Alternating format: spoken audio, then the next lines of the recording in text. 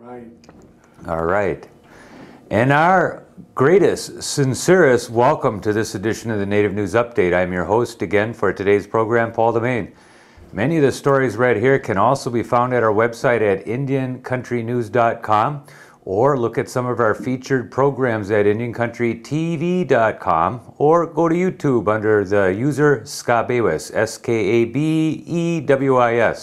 Here are the news stories for the day from the Associated Press and other Native news sources. A federal appeals court dismissed an appeal filed by 3 American Indians from South Dakota over a large-scale hog farm owned by 11 Iowa farmers. Francis Zephyr, Robin Bear, and Rachel Burney filed the complaint in April of 2008 against the Longview Farm of Hull, Iowa. The lawsuit sought to stop construction of the farrowing operations, but it opened last fall. Longview filed a separate federal complaint against the Yankton Sioux tribe, its tribal court, and several officials. A federal judge dismissed both complaints. The tribal members appealed, but the 8th U.S. Circuit Court of Appeals dismissed it as well. The niece of federal prisoner Leonard Peltier says he will get his first full parole hearing in 15 years in a Lewisburg, Pennsylvania prison on July 28th. Carrie Ann Cowan says the 64-year-old Peltier has not had a full parole hearing since 1993. Peltier is serving 2 life sentences for the execution deaths of 2 FBI agents during a 1975 standoff on South Dakota's Pine Ridge Reservation. He has claimed the FBI framed him, which the agency denies. In 2004, Kamuk Nichols, during courtroom testimony, and 2 other former AIM members indicated that Peltier had bragged to them about shooting the agents 2 months after the 1975 shooting incident.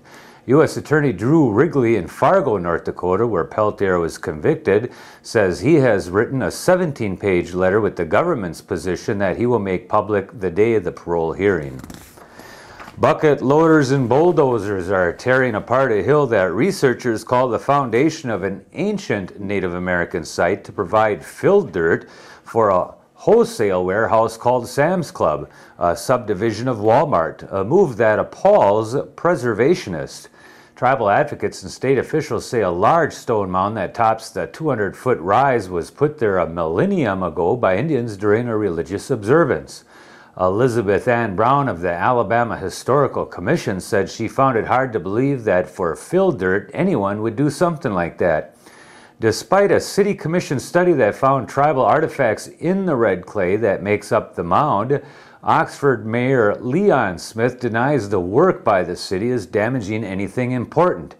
"It's the ugliest old hill in the world," said Smith. If you use the search words online in quotes, Alabama Indian Mound, you can come up with over 7,000 blogs and articles about the subject to date, and that includes organizing a protest through Facebook and Twitter. Clarence Curly Bear Wagner, an American Indian historian who pressed for repatriation of ancestral remains to tribes, passed away last week. He was 64 years old. Wagner passed away at a hospital on the Blackfoot Reservation, according to his cousin Walter Lamar. A cultural director for the Blackfeet tribe, Wagner shared his culture through his travels in the United States and Europe. Wagner worked for the return of human remains that were released in 1988 by the Smithsonian in Washington, D.C., and in the 1990s by Chicago's Field Museum. Officials at the museum confirmed this week. Eileen Maxwell, a spokesman for the Smithsonian's National Museum of the American Indian, said Wagner was also an important figure in the 1990 passage of the Native American Graves Protection and Repatriation Act. A Tulsa musician has been arrested after allegedly trampling on an American flag during his act.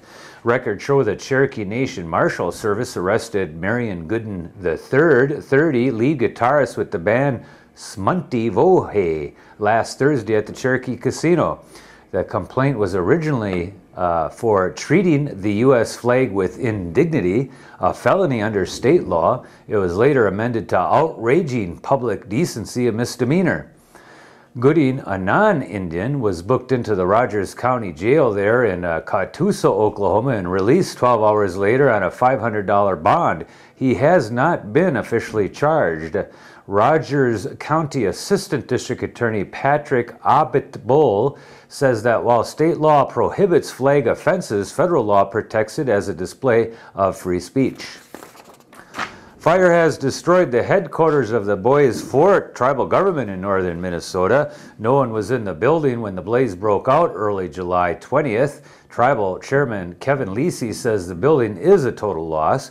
Fighters from the Bois Forte Fire Department and the Orr Fire Department in northern Minnesota at Net Lake battled the fire. The cause is under investigation, but reports indicate perhaps a vehicle fire near the building may have ignited the structure. The building housed the tribe's administration and finance office, as well as its language preservation program and tribal council chambers.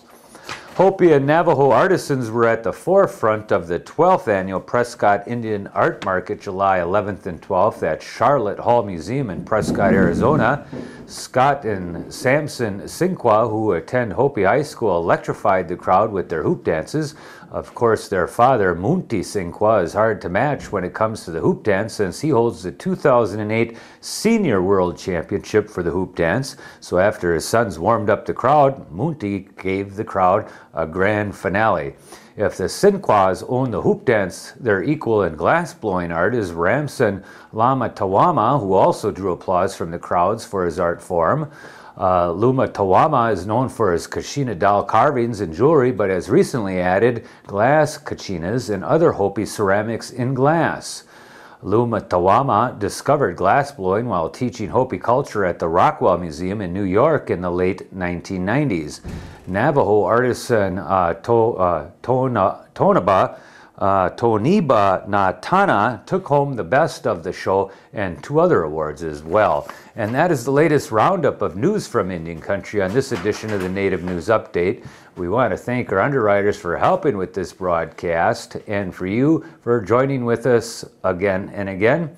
Thanks for stopping in, and have a great day.